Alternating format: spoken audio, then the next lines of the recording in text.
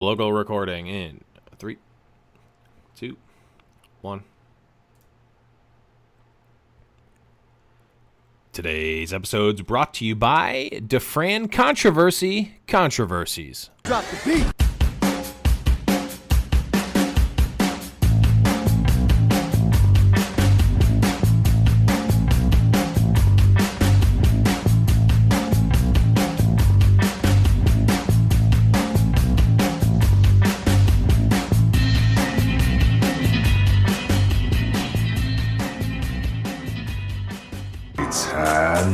Hello, everyone, and welcome to High Noon Podcast, the competitive Overwatch podcast. I am your host, The Blevins, and with me, as always, is Deathblow. What's up, buddy?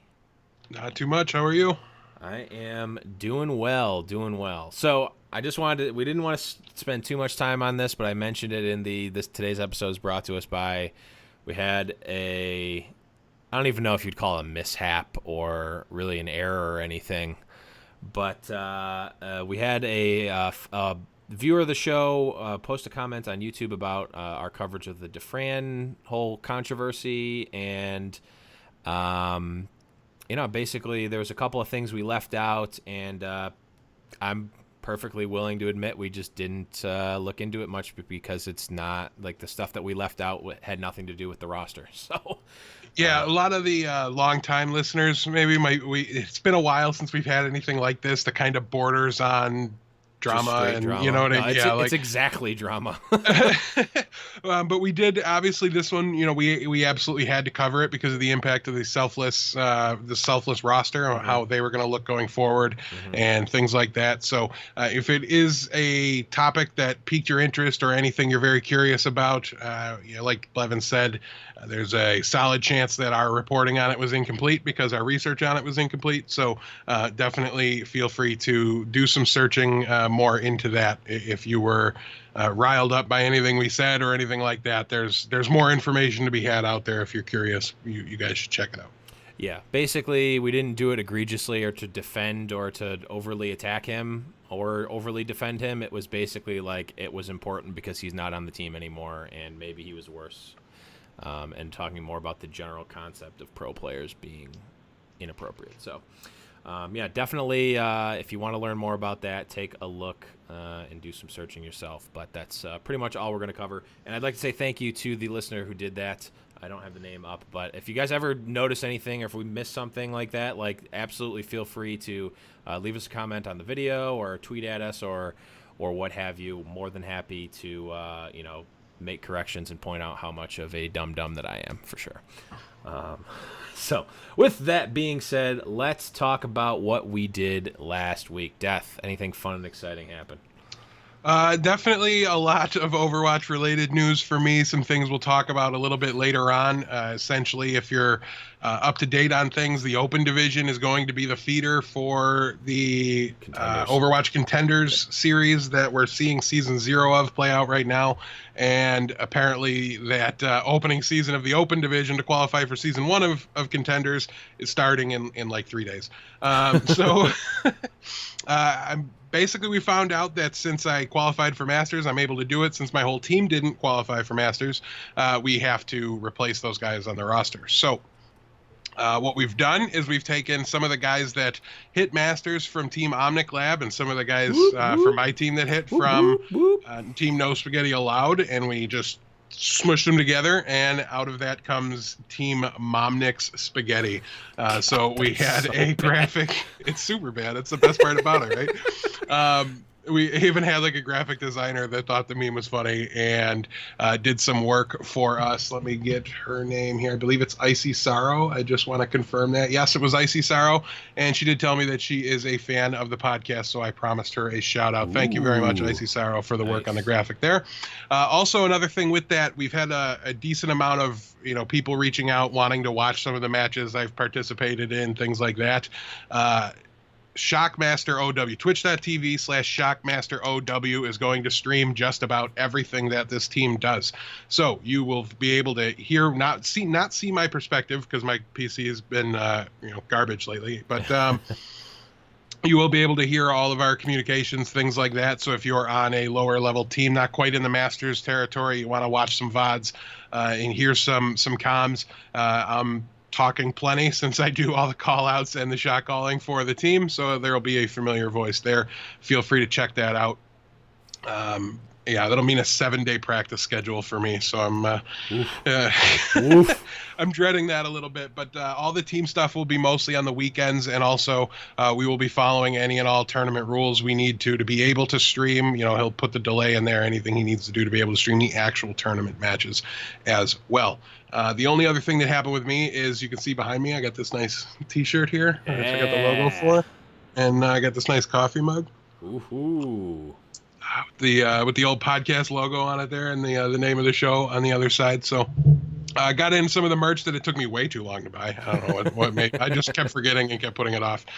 Finally remembered to do it, so no regrets there. I mean, what kind of almost famous internet somewhat star are you if you don't have your own merch to just right? show Yeah, off? I never thought I'd wear my own brand before, so that's definitely weird. But yeah, I never thought I'd wear something that wasn't my own brand. I wore it. I wore it out of the house one time. Nobody even commented on it. I was upset. Which is weird because even like when I go out and talk with muggles, almost everyone will mention, almost every single time someone will mention something about either that shirt, or if I'm wearing the May shirt, or my Overwatch hat. Someone will say something about it. Overwatch is like so far reaching. There's like always nerds everywhere.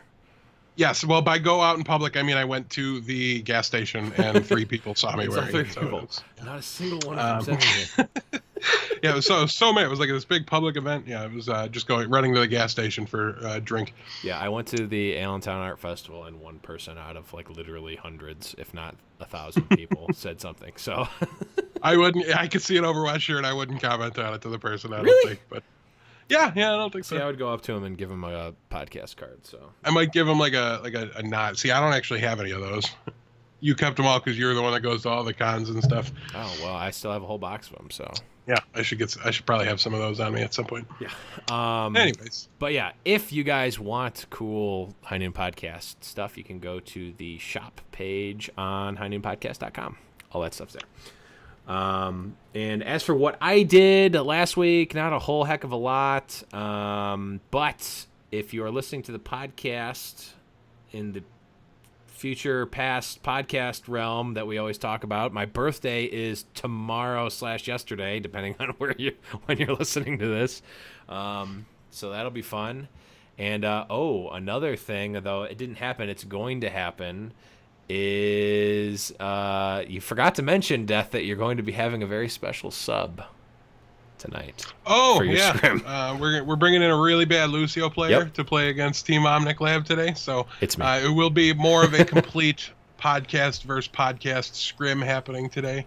And that should also be streamed too. So if you do happen to be watching live, or if you want to go back and watch the VODs, that should be on the. Why did you have a fidget spinner? It's a Twitch-colored fidget spinner. You should be able to see that and watch Team Omnic Lab get destroyed from their perspective on Shockmaster's stream as well today. So yeah. So that should be awesome, except my Lucio play, which will not be awesome. It will be mediocre at the absolute best. I think we'll cover it up with some solid Zenyatta play, though. Good. Because I don't want to. I don't want it to be like, oh yeah, we just killed Blevins and the whole team's destroyed. It's like, well, this is. I've made a terrible mistake. But let's talk about what you guys did last week. Found a pretty interesting website called omnicmeta.com. This is in a similar light of Winston's Lab, except Winston's Lab focuses more on tournaments. This was stats on hero usage in competitive play. So, and also in the different rankings. So bronze, silver, gold, plat, diamond, master, grandmaster, etc. I don't know why I said etc. I said everything.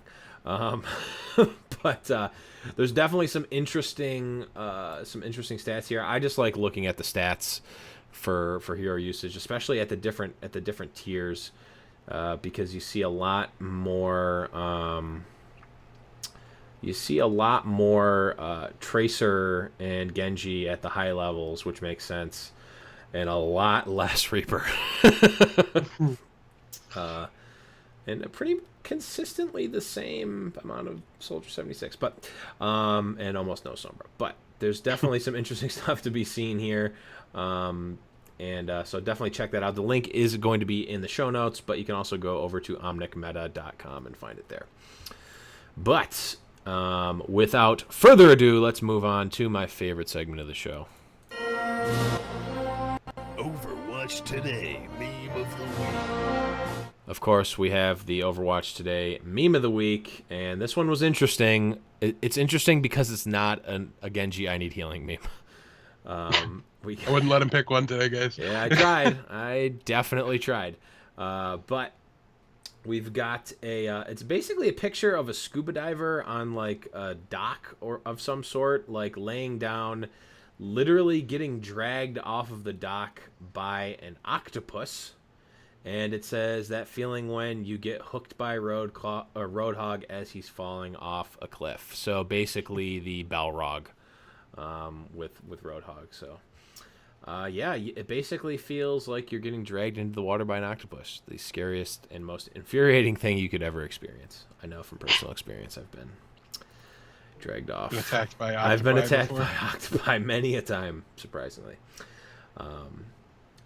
But yeah, so definitely we'll throw the shout out back another week. We were on the Overwatch Today podcast last week, so definitely check that out and check out the Overwatch Today podcast and the Overwatch Today Instagram. They just hit like 10 trillion followers or something. It's great. Big Fish is awesome. Croak is awesome. All those guys over there are awesome, and they've been longtime fans of High Noon Podcast, and they've been longtime supporters of the show as well. So definitely check them out. But we have a ton to talk about, so let's move right along to It's Tournament Talk. Black Sitting Ducks. So we've got some Apex updates, and Death was trying to explain to me how these brackets are actually oriented, and I just said too stupid, give up. So Death, you want to take this one?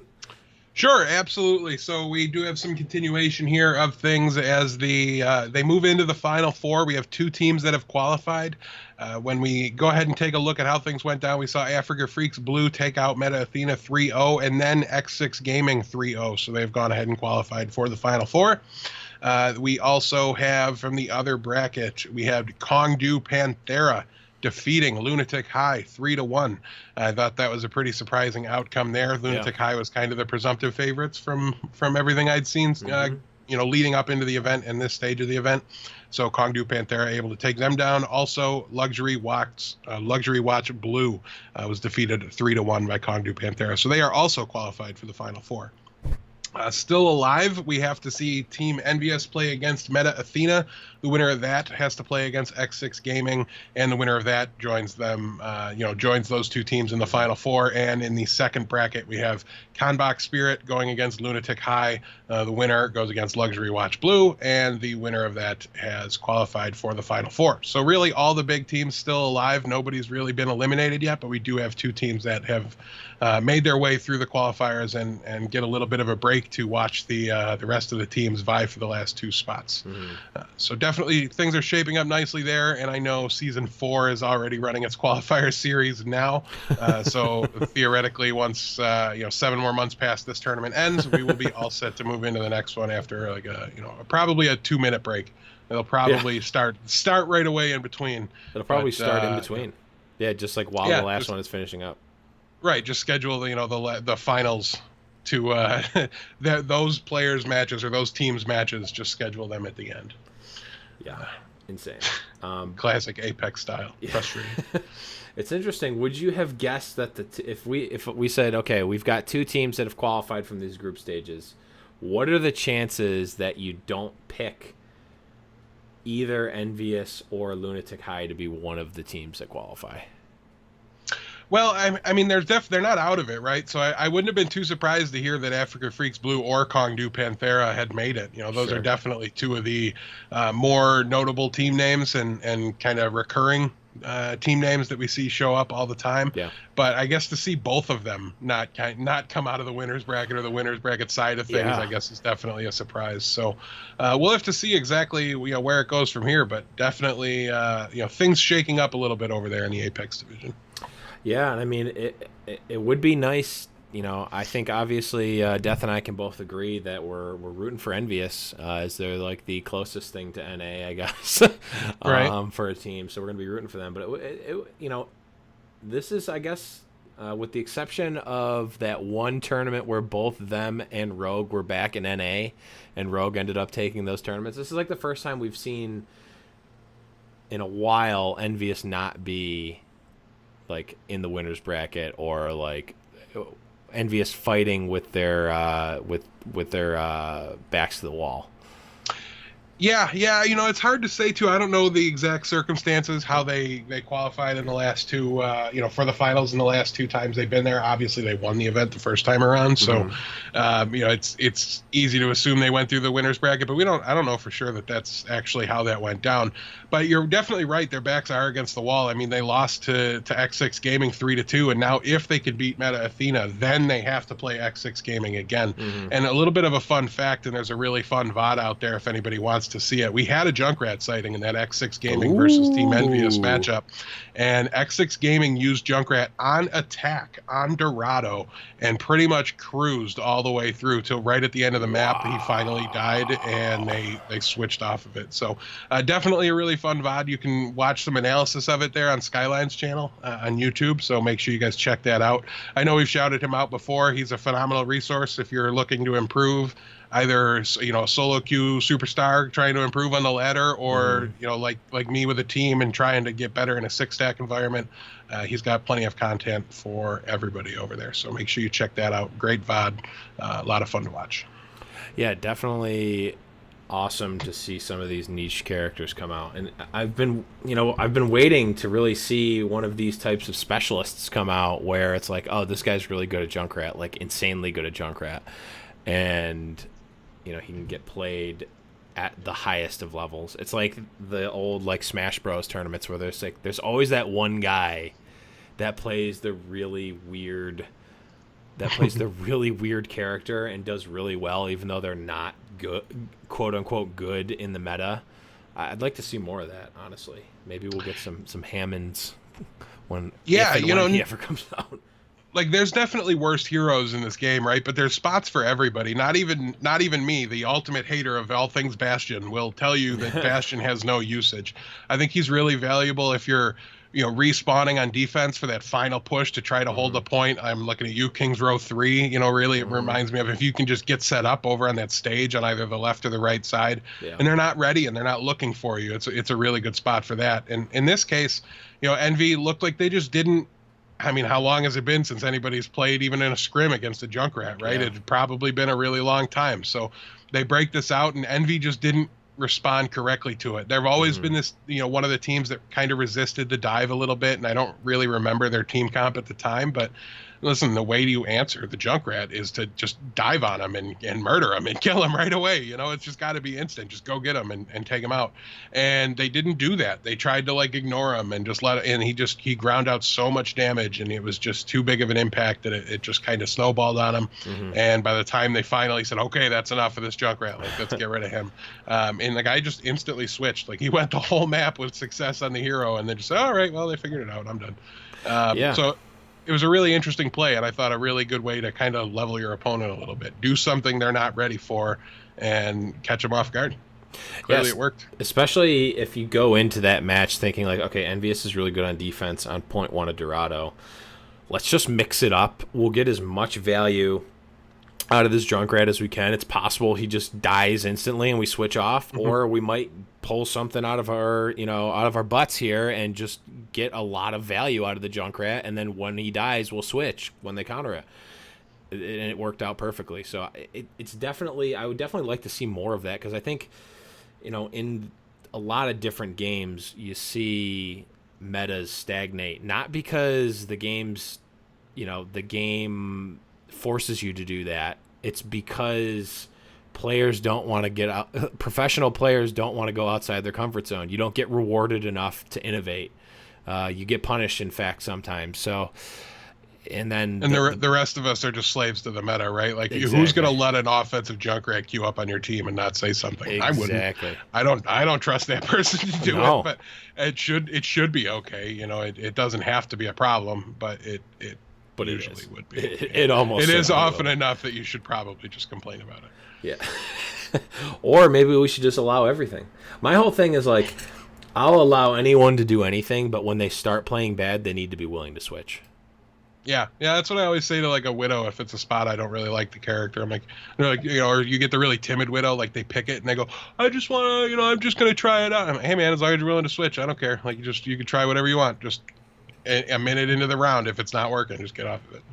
Yeah, that's the beauty of Overwatch. Unlike a League of Legends or Heroes of the Storm, you're not locked in the whole time. So definitely interesting, and there's still a lot of good matches to play out in this Apex event as well. I mean, even the Envious versus Meta Athena a couple of months ago, that was like a top tier, like best teams in the world match. Like, I think Meta Athena was actually the first team to like take maps off of Envious for the longest time. I think, if I remember correctly. Well, they were on that streak, and I can't remember. I mean, I do think they continued it. Like Envy was one of the victories there, so Yeah. I want to say it went well for them. To me, the headliner here is like I really want to see Envy go against Africa Freaks Blue because they're on a 3-0'd Meta Athena, 3-0'd X6, so they've 3-0'd like the rest of this bracket essentially, and I want to see what happens when Envy plays against them and everything that's going on. You know, we might as well talk about it here too. Taimu tweeted out or sent like a twit longer or something. I don't know. He put out an article or whatever, a passage, and I read it, and it talks a lot about just how burned out he is by 3 straight seasons of Apex. This is a guy that lives in Finland and now has spent 9 months straight seemingly in South Korea, and any break he's got, he had to fly to the United States to stay with the team and be in an apartment out there. Like the guy's been probably home for like a week in the last like year, and I mean home in Finland and like able to like see his family and things like that. And he's talked about how he's starting to get burned out and how he's not handling it well. He started to gain some weight. He's drinking more and things like that. We won't go into all the gory details. You can read the post from him for yourself so that we're not parsing any information or anything like that incorrectly. But I don't know, it's just, I mean, we've talked about it in the past, how exhausting it's got to be and what kind of an impact and how I don't think it's possible for a team like Rogue or a team like Envy to uproot their lives for 3 months, go out to this environment they're not used to in a foreign country where they don't speak the language and play at 100%. There's going to be some drop off there, and I think it's natural. And at this point, you can argue that you might get used to it over time, but I've worked in the hotel industry before, and work setting up the in-room networks and stuff for the internet, and I had to live in a hotel for like a week and a half and install the internet in it, and it's not fun. Like it's cool, like it's great when you're on vacation, but when you're not on vacation and you're just like hampered and hamstrung in your ability to just get comfortable, sleep at night, entertain yourself in your downtime, all these things, it's definitely draining. And I definitely feel for him and the struggles he's having there. So my gut says we won't see Envy at Apex next season. Yeah, and when you think about it, like on the one hand, it's like, dude, you're playing video games for your job. This is like all of our dreams. Like, just suck it up. But when you think about it, like he's been on a work trip for 9 months, right? Without going home. That's if my job was like, hey, Blev, we need you to go to Korea. Well, I probably would do that, but we need you to go on a work trip. We're not going to tell you where, but you need to work for 9 months straight. You can't come home, and you're going to live with a bunch of people who are kind of your friends. They're your coworkers who become your friends, but you've got to do that, and you've also got to perform at the top level, the highest level, every day in and day out, 8 hours a day of practice. It's like, okay, all of a sudden when you take out the fact that they're playing Overwatch as their job, it sounds pretty awful. Yeah. And I have to imagine that when you've played thousands of hours of Overwatch, like the whole allure of it being a video game starts to wear off a little bit. Right, like how fun it is directly correlates to how you're approaching it, and when you're Yeah. approaching it with the level of seriousness, I mean, it's still the dream. Don't get me wrong. Like, I'm not gonna sit here and feel sorry for him, but I No. will sympathize with the struggle that he's going through, and trying to find that balance, and things like you. And there's teams out there that really value things like your personal well-being, and we talked to Devin, and he, from a mental standpoint to a physical standpoint, CLG is really really into that, and so stuff like that. I mean, the fact that he mentioned specifically gaining weight and drinking Yeah. more, and kind of using that as a crutch, and wanting to get back into a healthier mindset. It might make him a better player to come out of it. Absolutely. If he were to be able to take a break. So definitely a lot of sympathy there for sure, but it's just tough to sometimes feel bad for him.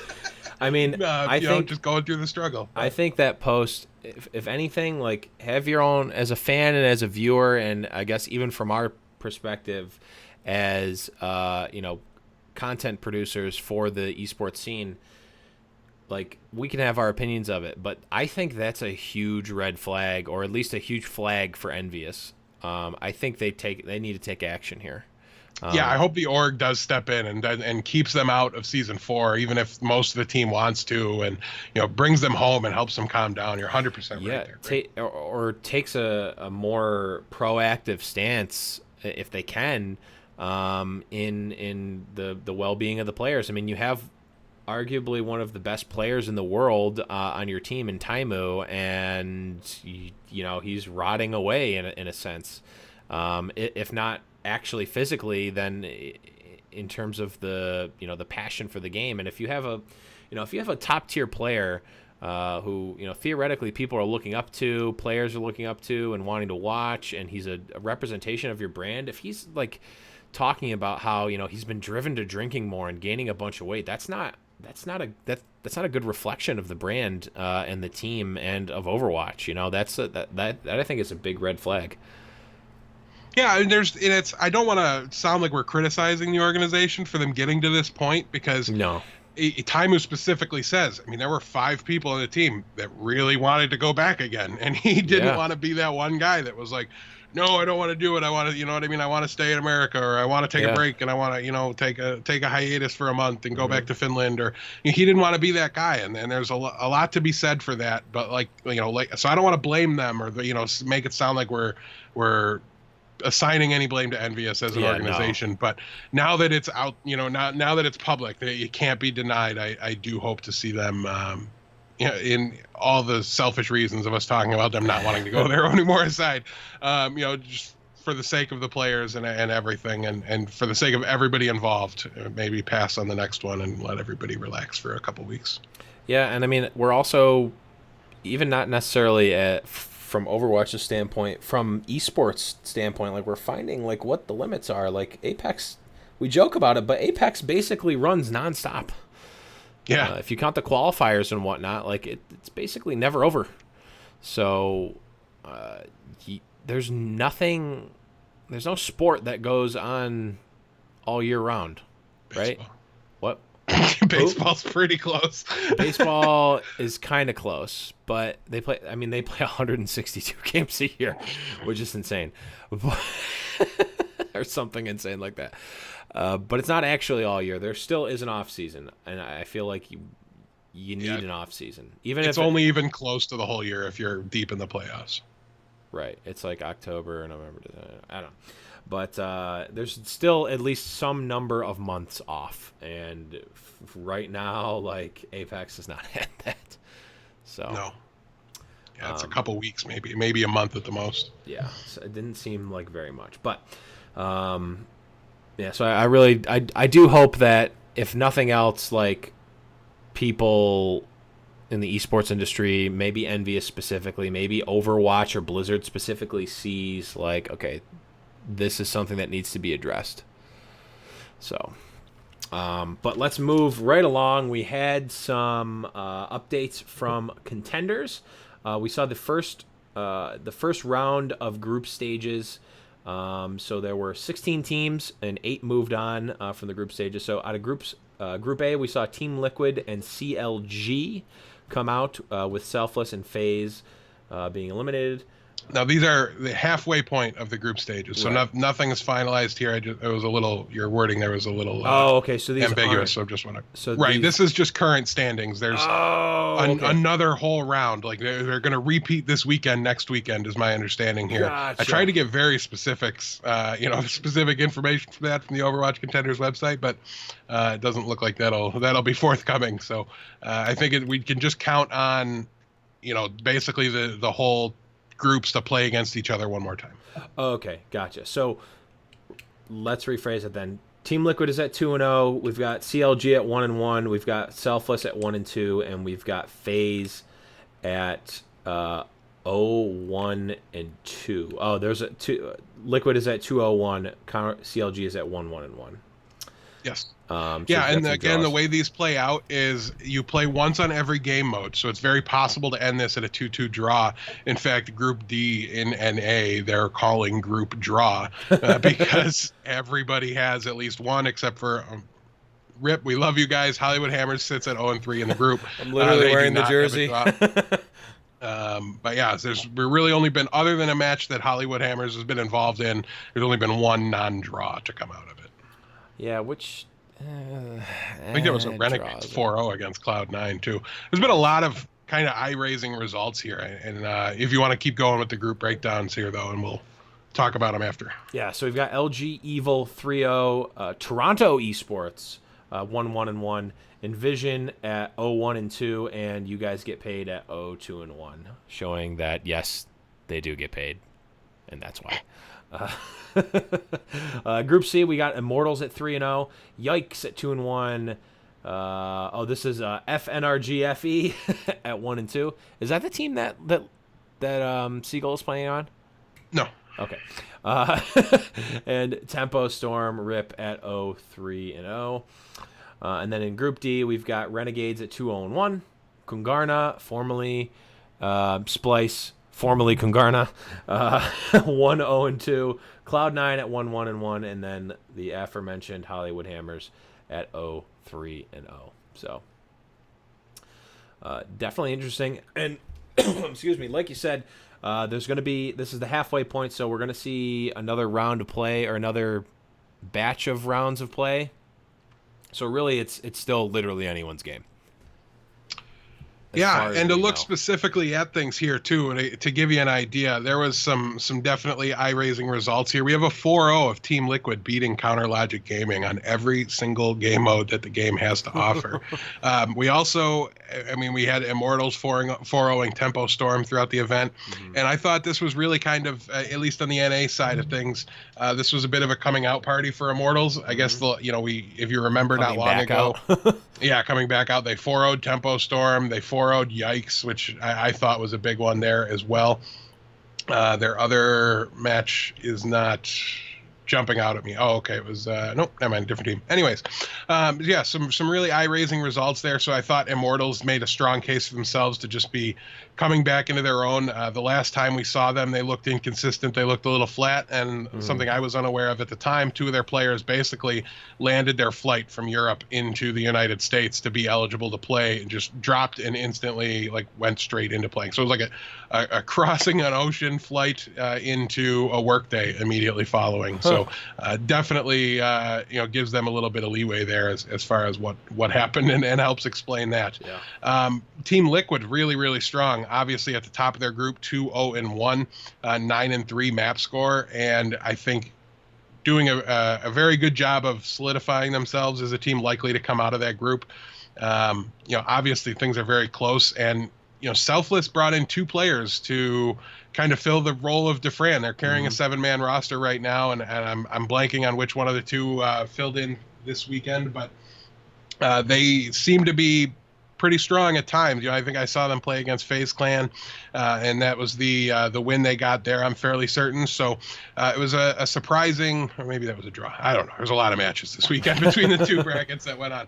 But I do remember thinking Selfless recovered better than I expected them to. I definitely expected them to flop hard. I wouldn't have really even judge them too much if they were currently sitting at 0-3, but they are Yeah. 1-2 in third place there. So definitely a tough group there. Group 1, FaZe, Yeah. Liquid, CLG, and Selfless, all there. A rough draw for Selfless given what they're trying to overcome at the same time.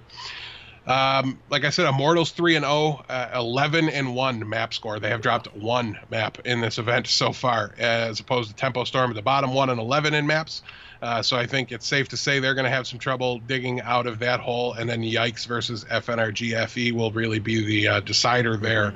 Yikes with a couple maps in hand and a win in hand as well. So we'll have to wait and see. Group D, however, really is group draw. I thought was really surprising.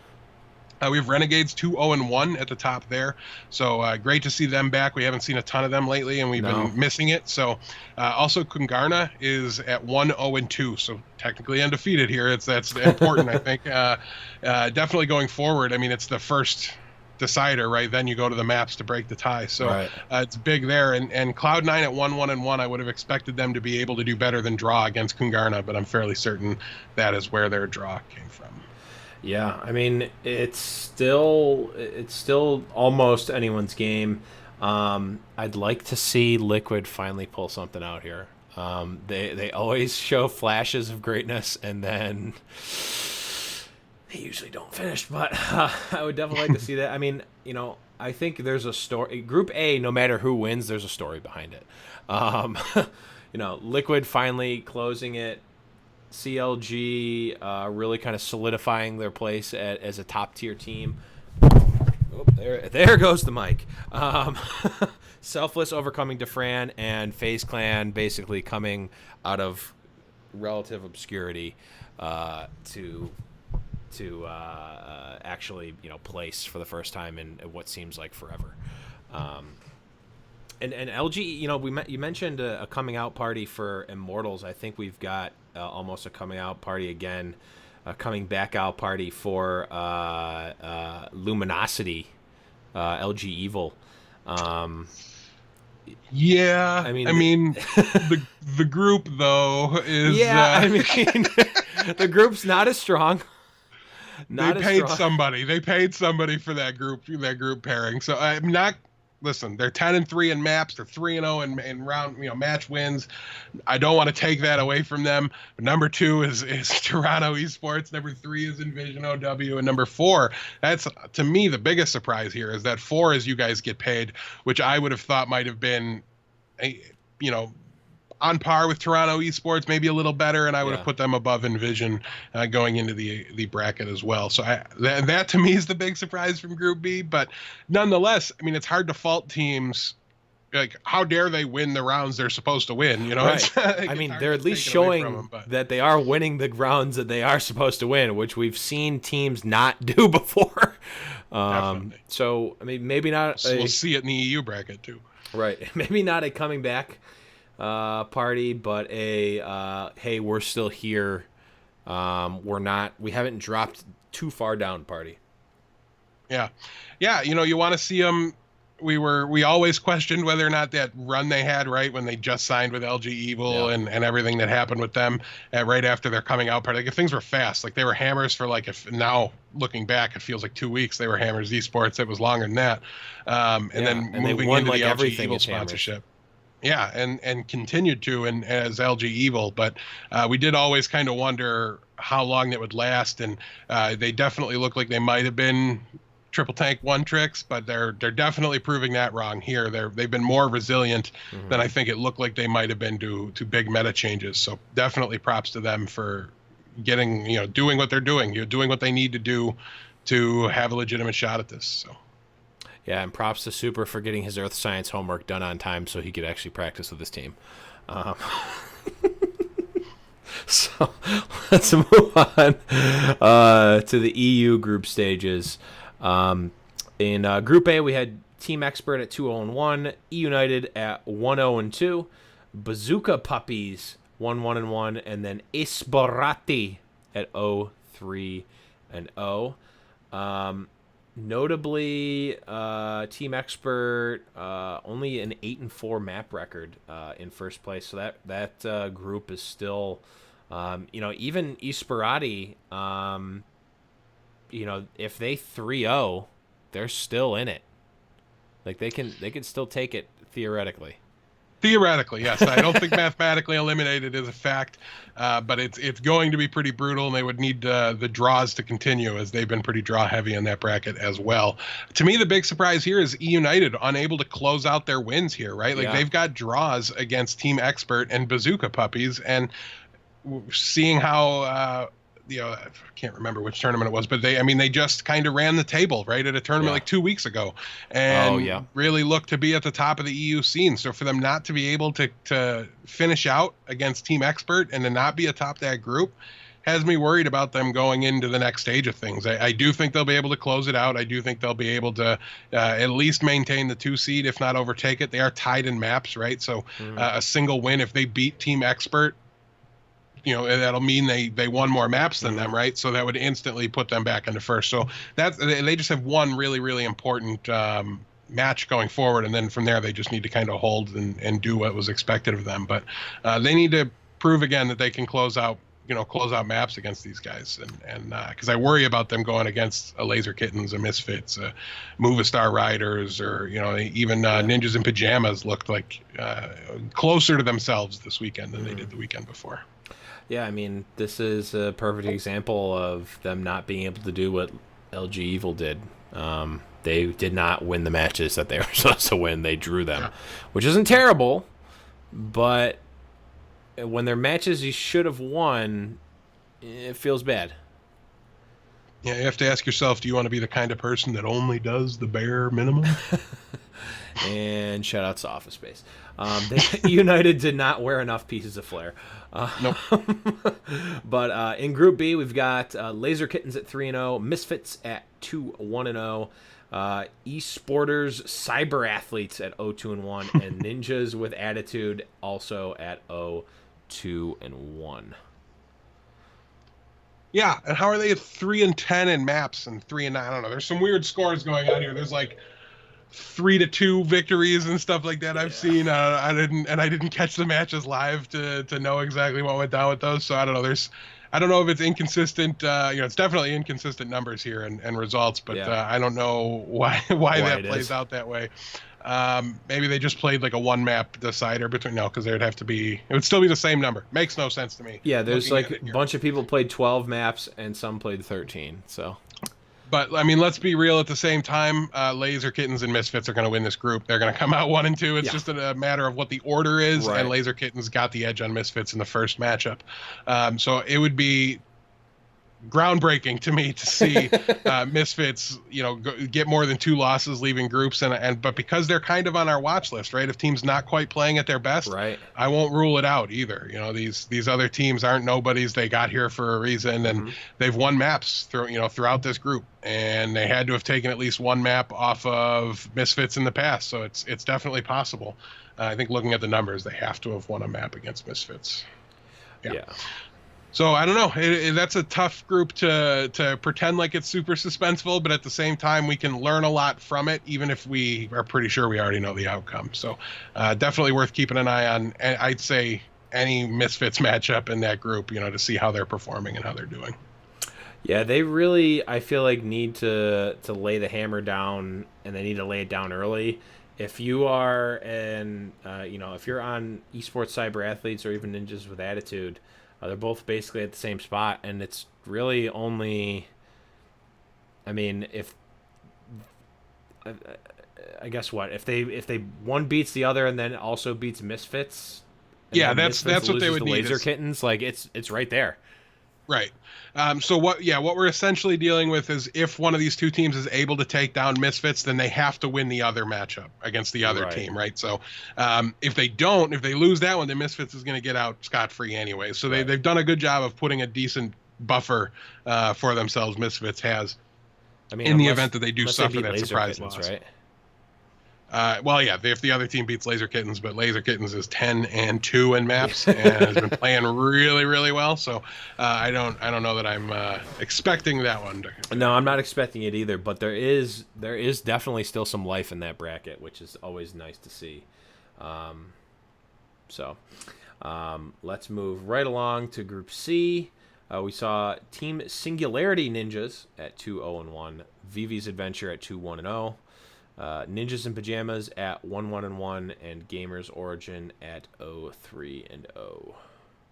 Yeah, this really, to me, was kind of Europe's group of death here. Obviously, we've talked a lot in the last week or maybe even 2 weeks about how Ninjas in Pajamas has been underperforming and not quite there. We talked about how they added Linkster to the roster. He continues to play with them. I think that is an official signing at this point, though I'm not 100% sure on that. They might be waiting until the close of the group stages or something. But they really made some changes, and they look like a different team to the eye test here. Obviously, sitting at third place is not where they want to be, but they moved Fraggy back to the Reinhardt, and he looked way more comfortable, way more at home. He had some big earth shatters. There was a lot of old school terminology coming back to the game, and here it was a lot of fun to see more Reinhardt played. I never thought I'd say that out loud in my life, but here we are. This is where Overwatch Esports has brought us to. Yeah. In Vivi's Adventure and Team Singularity, they have dropped ninjas from their name, thankfully, to help keep things in order here a little bit. They are at the top of the group. They're the one I didn't really get to see much of them play this weekend, so I don't know how they're looking. Obviously, being at the top of the bracket is great. Earned the draw against Ninjas in Pajamas. And Vivi's Adventure at 2-1 has the better map record than Team Singularity Ninjas. So really surprising to see how up for grabs this group really is. But Vivi's Adventure is one of those teams where if Europe had more tournaments and saw a lot more play, we'd be a lot more familiar with those guys. So I think they're definitely looking at it. I think they're the favorite to me to get the 1 seed out of this bracket. And I wouldn't be surprised to see Ninjas in Pajamas into the 2 seed, but it's all going to depend. And Gamers Origin sits here at a 1-11 map record, 0-3, and I'm very surprised about that. Maybe not in the 0-3. But they're a team that's been around for a little while. They play like a cohesive unit typically, and just for whatever reason in this event, this bracket so far this weekend, things weren't going well for them. So unfortunate to see. But as far as the other 3 teams, I think this is definitely the group to keep an eye on. This is the one where a team that's clearly qualified to move on is not going to here. So. Yeah. It's definitely going to be interesting, and again, it's another group where there's life in basically every match that gets played, whether it's Gamers or even the Gamers Origin matches. Like, if they steal a win from one of these teams, it like crushes like the 2 seed. It would change everything. Yeah, so every single match that gets played in that group is of the utmost importance, which is pretty awesome. And maps too. Like every map matters quite a bit in all those games. Yeah, so it's really growing on me, the whole maps, each individual map mattering a ton. I just wish there was a 5th game mode. So at the end of it would look like it would just get rid of these draws a little bit. It would just be that much more cleaner. But I think that'll come in time, and I think we're set up for the future with a style tournament like this. So no complaints really, other than it looks a little weird in the group stages sometimes. I mean, what it really should be is like a shootout in hockey, but the shootout is literally 1v1 on Kings Row versus Jeff Kaplan, or Deathblow. Deathblow. It probably should be me. Yeah, probably should be you. And in Group D, we saw the Movie Star Riders at 2-0-1, 1-2-3 at 1-0-2, Alpha Squad at 0-1-2, and Cyclowns at 0-2-1. Yeah, the roster formerly known as Cyclowns. Might as well get this out of the way too. Unfortunately, they have decided to disband as a team. They put out a little statement on their team Twitter account that the sum of it is, or the long and short of it is here, that they were getting a lot of interest as individuals and not a lot of interest as a team. And it makes complete sense with everything we've been talking about for the last month, how teams are jettisoning rosters right now. They're reserving capital for the league. They don't want to be invested in something that's as uncertain if they're not going into the league. Like, they might be back, but for the time being, they're stepping out. Right. And so it makes complete sense to me that a team like Cyclowns, who's really made a name for themselves and gotten themselves on my radar and a lot of other people's radar through this contenders tournament, has had to disband because the players want to get on the best rosters they can to make the biggest name for themselves they can leading up into the league. And they weren't getting that kind of attention as a group, so they just decided to break things up. I don't know how that's going to play out through the rest of this tournament. They might just be forfeiting their matches in the next week, which would be unfortunate, but hopefully they do group back up for that one final hurrah and go out and play the rest of their remaining games and finish the tournament strong. So if any of those guys happen to hear this, thank you for being entertaining for us in the EU scene for the couple weeks we had you. Yeah, I mean, I think what they should do is just call up another team to play in their spot, like Momnick's Spaghetti. Yeah. Well, and No Spaghetti Allowed would be eligible for this one too. I don't know. I've got so many teams where I'm coaching one, I'm playing in two. Or why don't we just have? I don't know when I'm going to sleep, but. Oh, okay. So here's the team. We have me and you. We have. It's terrible already. Let's go. It's already awful. We have Rob and Andres from Omnic Lab, and we have Croak and Big Fish. So we're going to have the most ragtag group of guys spanning, I think, every single rank. And every single platform. I've said it before, I'll say it again. When you can't win, you can't lose. So let's do it. I will be playing on the Nintendo Switch. And you'll be playing Churro Vendor, not even Overwatch. I'm gonna be. So we'll be 5v6. We'll be 5 or 6. Yeah, not even coach. I'm gonna be selling popcorn and tickets outside of the stadium. So in all seriousness, definitely, a lot of they really have set this contenders, both the NA and EU. They've set up contenders to be interesting throughout. Yeah, and to make sure we do mention it though here, we do have Movistar Riders 2-0-1, 9-3 in maps at the top of the group. 1-2-3 is at 1-0-2 with an 8-4 map record here, and then Alpha Squad and Cyclones. I think we gave the listing there, but this one does read as a little bit solved to me. I'm a little bit new to 1-2-3. I'm not 100% certain, in my analysis on them, and I don't claim to have them figured out, but I think Movistar Riders is going to cruise through this one here. Obviously, they did draw against 1-2-3, so it's not necessarily the case that they're going to get first place, but they'll clear the group stages, and I don't have any confidence in Alpha Squad to kind of bring things back and stop drawing maps. I mean, everybody's been drawing so many maps, so stop doing it, guys. Yeah, Group D is in fact group draw, no matter what region you're in. Both of them. Yeah. But let's move right along to another segment of the show. Oh, let's break it down. We did already talk a little bit about Cyclones, so we'll move right along to Selfless is going to adds Midnight and Carpa from BK Stars to replace DeFran. I want to say Carpe was the one that filled in this weekend. Looking at the names again, that seems more familiar to me. And Midnight, I'm not 100% sure he's the Midnight we've seen around, but we've definitely seen a Midnight around a couple of times. It was inconclusive in what I saw in the announcement. Exactly. Where these guys have come from. Other than Carpe, obviously comes in from the BK Stars. Yeah, the Korean scene. So, it's great to see more of them intermingling, unless you're XQC. We'll talk about that in a second. But yeah, and again, he played really well. I was very surprised and encouraged, I should say, to see, that they're not necessarily going to drop off the face of the cliff like I thought they would for quite so long, at least. Yeah. And we might as well just jump into it. There was a little bit of a controversy or a stink brought up, and again, this is another one where I didn't look too deep into it. I just heard that this happened, so if you want the full story or the full scoop, feel free to check out XQC on Twitter. But there was some complaining about. Yeah, it might have been Reddit too. It might have been Reddit. It might have been Discord. It might have been Twitter. No claims to have the facts straight, but just our opinions on the topic will provide now. There was some controversy stirred up by someone somewhere about Koreans entering the NA scene and them being against that and even asking for region locking. And I think Death and I are pretty much in 100% agreement of, like, Just shut up and play, bro.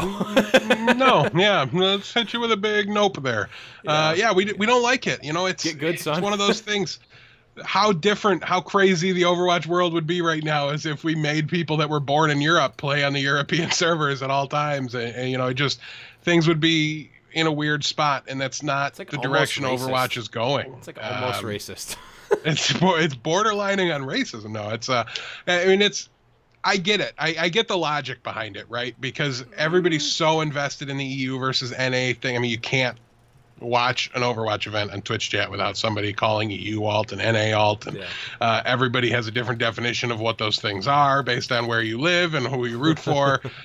So it's just not the direction we're going, and we're talking about a league that spans all the continents, right? Like that's literally the dream here that they've laid out. They want everybody to intermingle. They want everybody to be playing on the same big stage at the end, to be hunting for the same prize. And we need to just kind of drop the whole EU and anything. Like it literally doesn't make sense anymore. You've got Taimu from Finland, has to play on Team Finland in the Overwatch World Cup, and wrote an article about how he spent 1 week in Finland in the last year because he's just been moving around all crazy. That's not the way any sport, any game, anywhere is about. No. That's not the direction we're heading in. It's clinging to an older line of thinking that people are comfortable with, but I don't think it is the best thing for the game going forward. From like the 1930s. But to be fair, that was in 2005 in the video game world. Fair.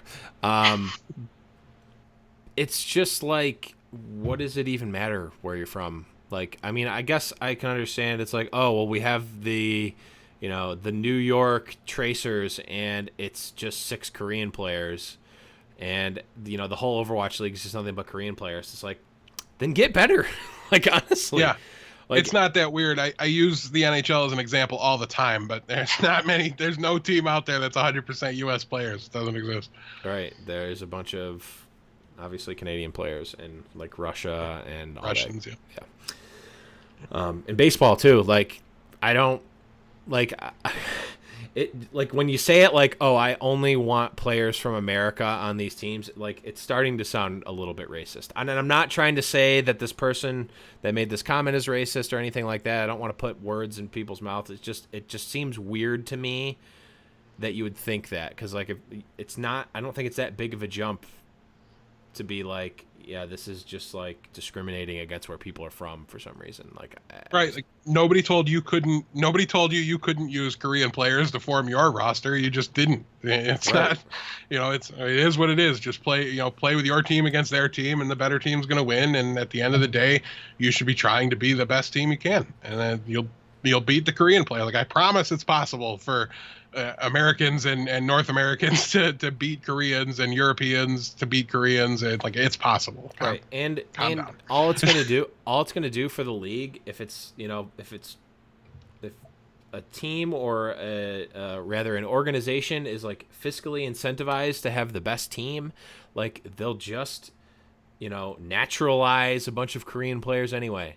Like, what do you need to have been born there? Now that sounds ridiculous. It's like, oh, you need to have been born in NA, not you need to live there for 6 months or like this. Like, I can almost understand, like, you have to, but like then trading is completely ruined, and it's like, no, just stop it.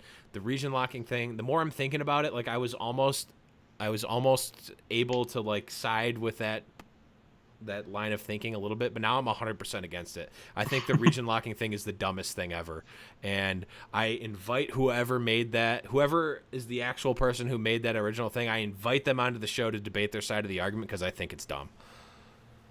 So shout out, the XQC likes to talk, so bring him on. The call has been made. It is out there on the internet. Like, come on the show and defend your point, because I think it's dumb, and I will tell you to your face it's dumb. So please come on our show. I'm busy next week. It's so weird. You can face this. You can face this one on your own, bud. I'm leaving you. I ain't even throwing you to the wolves. I don't care. I doesn't afraid of anything. But any last minute thoughts to wrap up the region locking debate? Nope. Okay. Don't like it. Let's move on. I like it, but I won't help you defend it whatsoever. Let's move on. Speaking of not being able to defend yourself whatsoever, let's move on to just how wrong you were about the Overwatch World Cup rosters. I think I did all right considering. You didn't. But yes, we do have the full announcements for all of the World Cup teams. And if you'll remember, about a month ago, I'd say, I don't know, a little while ago, I did my rosters for Canada, United States, Sweden, and Finland. I put out rosters that I thought should make it, and we're going to take a look at what the actual teams are and then talk about what I predicted and basically just highlight the differences here, and then I'll come up with some terrible reasons as to why I try to defend myself a little bit. But yes. So we will start out with Team USA, which, without having fully checked all the stats here, I would say is probably the one I got the closest or the furthest from the actual roster. So, do you want to read what the roster is, and I'll talk about what I had wrong? Yeah. So we've got Team USA with FaZe, FTC, FCTN. Fact fiction. Fact fiction. Oh wow, I'm stupid. We've got Fact Fiction, Raucus, Adam, Cool Matt 69, Sinatra, and Jake for Team USA. I think you got one of those right. I nailed Jake. I also, let's see. You didn't even pick your boy, Cool Matt 69. I did not. No, I'm gonna stand by that one too. I do think in almost all of these scenarios, I did a good job of at least having the people that were selected on my notables list.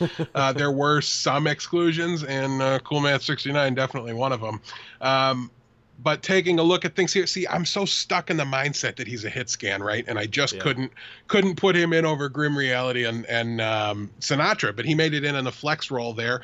And I did have Emong there as well. I think it really depends on what the team wants to run. And I think if they want to run a lot of Diva, then this is the way to go. And if they want to continue to use Roadhog after he got nerfed, Emong would have probably been the better choice. So I think, there's some news that came out that I think affected the decisions a little bit there. And but just all terrible reasons. Let's see, I did get Adam right as well. So Adam on the support. Raucus goes in over my Avast. And at main tank, I had Mezzer. Fact Fiction, I have no problems with him being there, though we're talking like Super was on the list here. Gods was listed. He was playing tank for a while. He was really, really good. So Fact Fiction is actually one not on my notables list, but that was just by virtue of, in my mind, it was Mezzer or it was Super, but Fact Fiction right in there with those guys for sure. Let's see. Raucus, I don't know. I feel like I thought he was a tank. I don't think I knew he was a support at the time I looked at the player list. But he makes it in there on the support as well. And so all in all, I got 2 out of 6. And for the most part, I had 2 people not even on my notables list. So I'm gonna hold the L on the Team USA roster there. We'll give you a good old fashioned shame bell for that. 33% on the test. Shame. I like it. Let's move on to Team Canada. The real roster was Rolf, XQC, who we just talked about, invited on the show, Agilities, Sure4, Mangachu, I'll get the shame bell ready, and Joe Meister. Yeah, I did pretty well here for sure. I think I hit this one, as close as I possibly could have. They did not really commit a hit scan player, at least not somebody that I tried to keep the players I picked to their role that they play on their current team. I'm not super well versed in what they play outside of their team, so I didn't want to go too crazy there. They're bringing Sure4 and Agilities for their DPS. I had Sure4 lined up in Projectile, and I had Agilities. Well, my notables I had Agilities on the roster actually in the off-tank flex spot, and I even put he's usually plays DPS, but he's a great Roadhog and would allow him to play 3 DPS. So I hit 2 so far. Let's see, XQC is 3, Rolf is 4. So 4 out of 6 I nailed.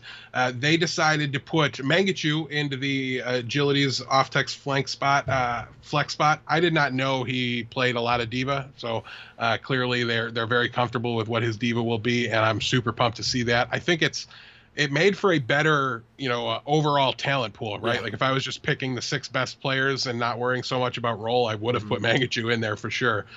So I'm not going to say, hold the L too much there.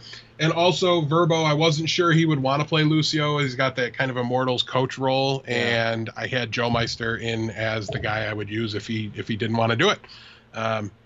So yeah, I think I got really, really close to Canada. They, like I said, though, at the time of doing it, is they lack tank and support depth. So it was not super, super difficult to hit that one. So I'll give you the win for Team Canada, but I'm giving you the shame bell for not starting Mangachu. Shame. Hey. Shame. It's just he literally has been on the show. He's been on the show, and therefore he should be on the team. And that's why my Team USA included hexagrams. So. And that's why we only talked about my World Cup. It also included me. And included Pluppy. Speaking of Pluppy, let's move on to Sweden. The real team was Zebasai, Reinforced, Tavik, Swoosh, Chipsayan, and Manitin. Yeah, so they went a little bit of a different route here when we look at who came in for the hit scan. They went with Swoosh. I was trying to stick pretty close to the Misfits roster, so Swoosh comes in over Nevix here. I was right on Tavik. Let's see. They did keep Reinforced instead of Coco, which, because he's in Apex, I haven't watched him a ton lately to know how his Winston's been doing. But assuming they want to play Dive, and I'm guessing they probably do, that was very likely the correct call there to be able to play Dive. And let's see here. The support spot, I got Chipsogen right. So what are we at here? Is that three out of 6? No. Yeah. Okay. Manitin. Manitin is 3. I got Manitin correct. Okay. Tavik, Reinforce, and they're bringing in Zebasai instead of Zav. So it makes sense to me. Yeah, they really just kind of disagreed with me on a couple spots and brought in Misfits guys who I said it should just be Misfits going anyways. So yeah, that went pretty well for me, about 50%. I'll give you the W on that one, and no shame bell needed because you put Pluppy on the team. And then Finland, we have Fraggy, Taimu, Zuppe, Linkser, Zappis, and Kinnel. Yeah, so we talked about how what Finland needed to do was just take Taimu and squeeze him into Ninjas in Pajamas and shove that roster into the World Cup. And that's basically what they did, with one notable exception here. Ninjas in Pajamas switched their roster on me since we did the initial coverage. So I absolutely nailed this one. Zupe, check. Kinnel, check. Taimu, check. Fraggy, check. Zappis, check, and then Linkser is in over Mafu. So I'm definitely taking the W on Finland. We'll nailed that one there. And I definitely had Linkser on my notables as well, because we're definitely on record as being Linkser fans here. From the old days, the Creation Esports old days. Oh yeah, the Google Me old days almost. But yeah, so you know what? If I had a round of applause, no, I don't. I don't have a round of applause sound effect. But you know what? You got it. No, pretty close. It was.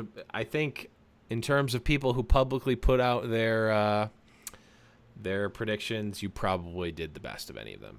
Mostly because I didn't see any other ones. I was gonna say any of them that I've seen, I nailed it. I was definitely the best. But yeah. I didn't look at anybody else's predictions. So. Same. Neither did I. But moving right along, we also have the Beat Invitational Season 2. And we've got some. So this is the weekend of July 7th will be a double elimination, best of 5 round robin and playoff phases. The grand finals will be a best of 7. Any maps in the tile will be settled in the becoming increasingly more standard King of the Hill map. And we've got the invited teams we have are Immortals, Cloud9, Tempo Storm, LG Evil, Team Liquid, Evil Geniuses, Yikes, and CLG. Who is Yikes even play? Or not? Sorry, not Yikes. Evil Geniuses. Where are they even? Have they even played in a tournament before? Yeah, they've been around. You know, they're actually still in the Athena Open Cup. They're one of the up and coming teams. It's just hard to be an up and coming team in the NA region right now with all the EU talent that's moved in. They've definitely been around for sure. They just, I don't know. They're definitely slotted in at my 7th or 8th spot here. Yeah. Tempo Storm hasn't knocked my socks off lately either. But an up and coming team for sure. Evil Geniuses. Yeah, so that'll definitely be an interesting. I always like the invitationals, although I also really like when they have invited teams and then they have an open phase before to try to qualify. I like the qualifiers. It just gives you that, like, maybe we can do it. The Cinderella story. The Cinderella story, exactly. And then we also have, we talked about it a little bit before because Death is going to be playing in it, but the Overwatch Open Division. And the description of that is, for those of you who have attained Master Rank or higher in the most recent season of Overwatch competitive play, get ready to assemble your team and face other determined squads in your regions in the Overwatch Open Division's first season this summer. Players on teams who complete all of their Overwatch Division regular season games will receive $10 in Blizzard balance. Ooh, so I will officially be a paid professional Overwatch player if I just show up. In loot boxes. And in the future, top finishers in the Open Division may be able to earn opportunities to advance to Overwatch contenders, which and that's interesting in and of itself. But the next line here, I think, was the most interesting confirmation that we've got so far. Will advance to Overwatch contenders, the regional development league for aspiring Overwatch League professionals. So that's what we thought it was going to be when they announced it originally, but it wasn't confirmed. It is now confirmed that Contenders is the development league for Overwatch League. Yes, and it also confirms what we did expect. When they initially launched Contenders, it had that Master's rank or higher requirement to it, and then people just started signing up, and not everybody was in Masters, and it was just okay for anybody to join, which was awesome and a lot of fun, and I really thank them for doing that. But this will be the open thing, right? You do have to get the Masters rank, and as we mentioned before, and as was confirmed, I mean, you have to each player, right? Like, you can't, your team SR couldn't have been there. It's not, if your account is being registered to a team, your account needed to be in the master rank. No ifs, ands, or buts. So if you're on a team like mine where two people didn't make it, we had the one guy go on vacation. The other guy didn't join the team until after we'd hit masters, and, he wasn't quite there yet. So he didn't make it. I mean, we've got to fill those two spots. We can't bring them. So, if you're on a team, that really kind of sets the bar, right? It's at what point do you jump from comp to scrims? Because right now, if you're an aspiring professional Overwatch player, or if you just like playing at the top level of play, you have to get to Masters in order to be able to do anything sanctioned. So it sets the tier here. So you go Open Division, into Contenders, into the league. So the Open Division is college play, right? And then the semi-pros, and then the pros. Yep.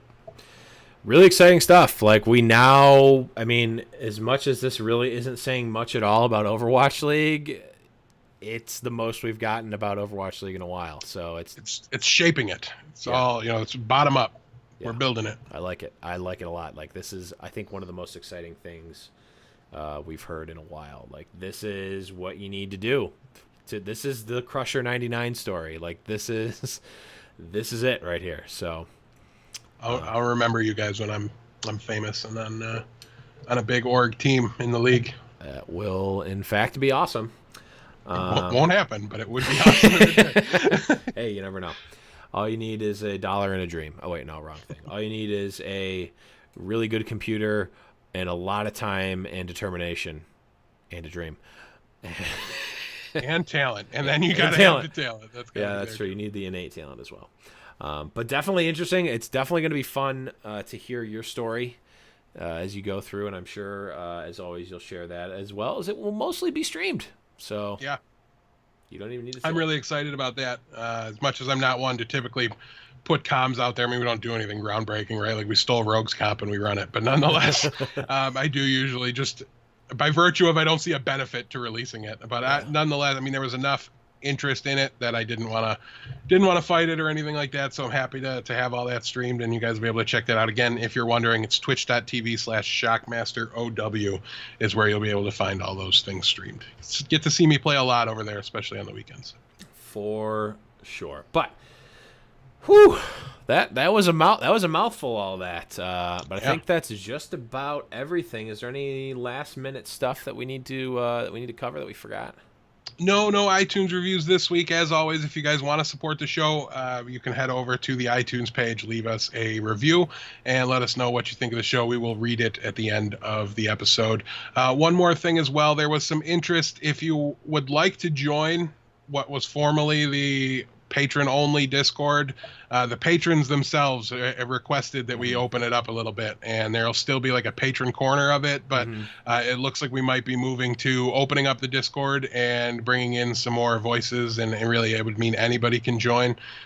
So if that's something you're interested in, keep an eye on Twitter. We will be tweeting out links there as well. If you ask us specifically, I'll try to remember to go in and DM you or private message you, or mention you, I should say, your own link there so you can get in on the Discord server.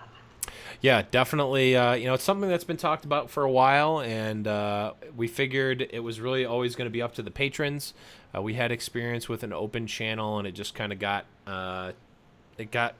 bad.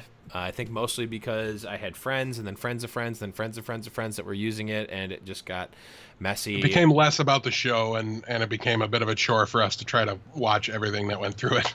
Right, and kick people out and stuff, and that's just not what we want to do. So, any fan of the show is welcome, and you can also, of course, always head over to patreon.com/HighNoonPodcast. If that's something you want, you will automatically get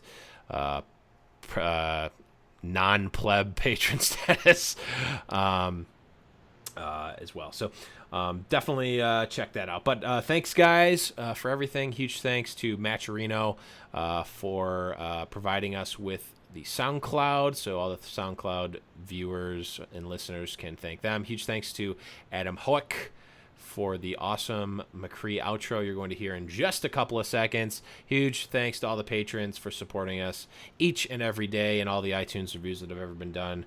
Remember, guys, if you ever want to check out any of our stuff, any of the links, anything at all about us or the show, head on over to highnoonpodcast.com. Everything is there, including the personal links for both Deathblow and myself. But, guys, that is going to be it. Remember, yes, let me remember this. For Deathblow, I am the Blevins, and it is High Noon. Got his boots and he put on his hat. Threw the coin away that same day. It's in his past and he's not looking back. He says, finding mine now, God's my way. He's not good, but he sure ain't bad. He'll make amends for the sins that he has. He says, I'll change the world one bullet at a time, till I find my Fidget spinner. Yeah, it's awesome. Woo-hoo.